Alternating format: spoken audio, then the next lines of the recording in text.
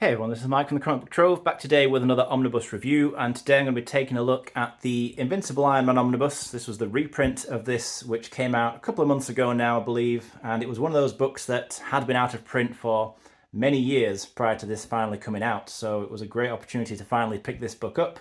It was one of those sort of elusive Silver Age era omnibuses that just wasn't available and was very hard to find for many years, as I say.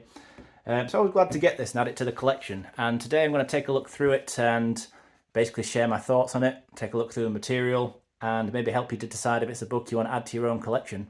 There were 3 different variant covers available for this book. As far as I know, I think they are still available, at least from some places. This was the standard variant. To me, it was just my favourite of the 3. I know that one of the DM options is the classic Jack Kirby debut cover to Tales to Astonish 39, with that first appearance of Iron Man. But that cover to me just was never one of the great comic covers when it came to first appearances. I think there are a lot of better ones. I thought this was a nice piece of artwork and suits the collection really well. The rest of the dust jacket is going to look pretty much the same regardless of which version you get, other than that little image on the spine. On this one you get Iron Man again in the red and yellow armour, which to me at least is, the definitive look of the character. The main creator names in this collection are Stan Lee, Don Heck and Gene Colan. And we'll take a look at plenty of their work as we flip through. On the back you get your cover gallery showing the many issues collected in here, and even just at a glance you can see it is quite a lot of issues. But the reason that is able to all be fitted in here is because this is issues of the anthology series Tales of Suspense, specifically issues 39 to 83. And they were all shared comics, so none of these are full kind of 22-page issues in here. They're all about 10 to 12 pages, which does make this quite a quick read. That's one thing about these different collections that have the anthology series in them, so like Captain America, Doctor Strange, Nick Fury. They are kind of quicker to read if you're not so much into the Silver Age style in general, because they're quite short comics when looked at individually. On the hardcover itself then, we've got the Iron Man logo on the front. On the side, we get that same image again. On the back, we get this cool image here of Iron Man in action. So let's take a look inside, and I suppose I'll give a spoiler warning here. Obviously these are very old comics, but I've said before, just because they're old doesn't mean everybody's read them and everybody's totally fine with having things spoiled for them. But I ain't going to go into anything in too much detail here with this one, really. We're just going to look at some kind of key details and developments over the early history of Iron Man. So we get the credits page here, along with this cool image of Iron Man by Steve Ditko there. That's from the issue where he first gets the red and yellow armour.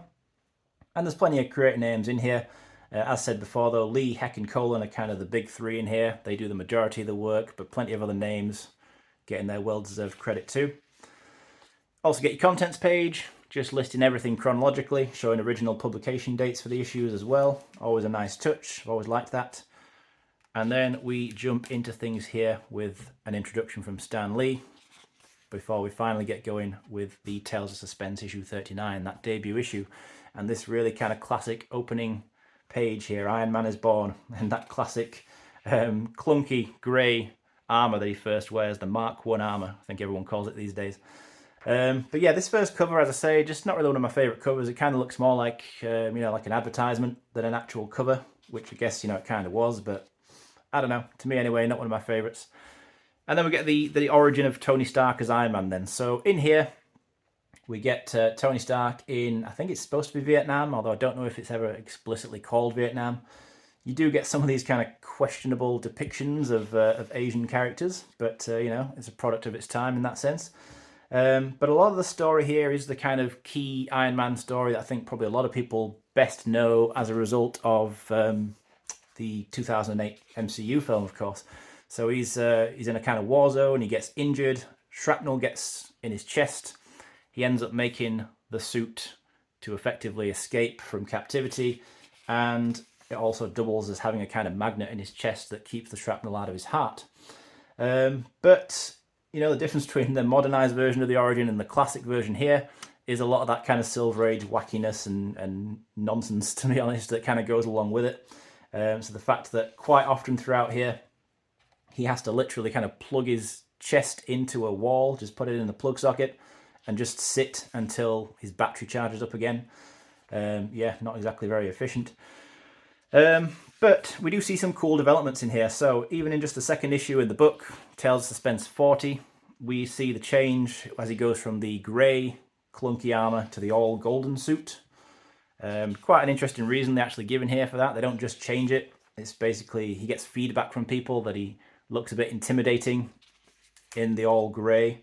So gold, he decides, is a more heroic colour. And then he has that gold suit for a while, gold armour I should say. Here we see images of him plugging himself into the wall, like I say. He's literally just got to sit there and wait for it to charge. So the thing about Tony Stark then and Iron Man, I did touch on this a little bit when I talked about my ranking. Well, I did my ranking video of different Silver Age omnibuses. And I talked about this one just not being amongst Marvel's best from this era. And I do very much still think that since I made that video.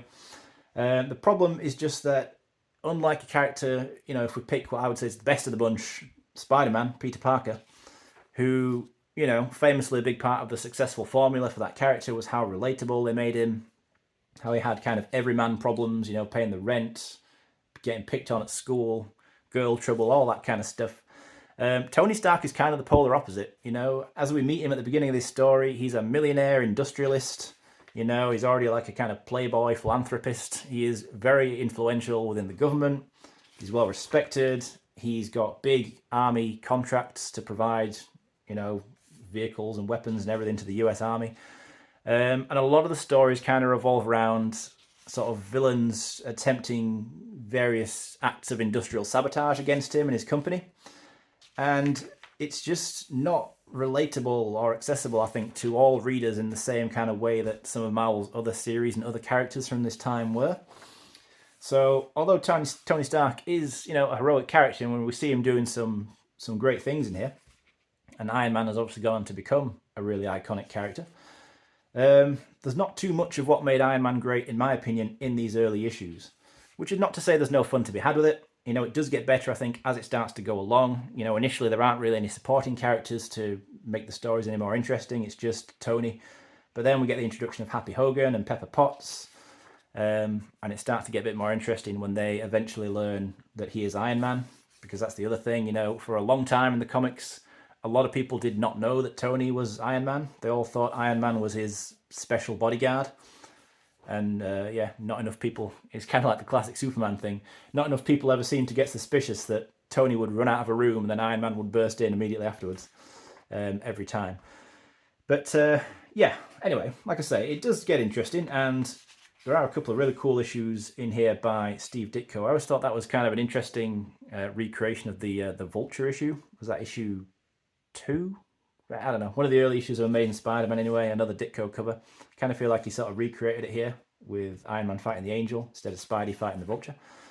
But yeah, the Steve Ditko artwork is, you know, it's classic Ditko really, and the one key thing that he did was, if I go back a little bit, I think I missed the pages where he did it, but you know, he changed the suit. You know, he created the classic red and yellow. He took him out of the all golden giant clunky suit, which to be honest never looked very good. And he gave them this more iconic look, and obviously that would be developed, and we've seen many variations of Iron Man armour over the years, but fundamentally he's always kind of worn something similar to this, you know, this colour scheme, this style. And, you know, I think it's a great kind of contribution from Ditko that maybe he doesn't get enough credit for. You know, obviously everyone talks about Spider-Man and Doctor Strange.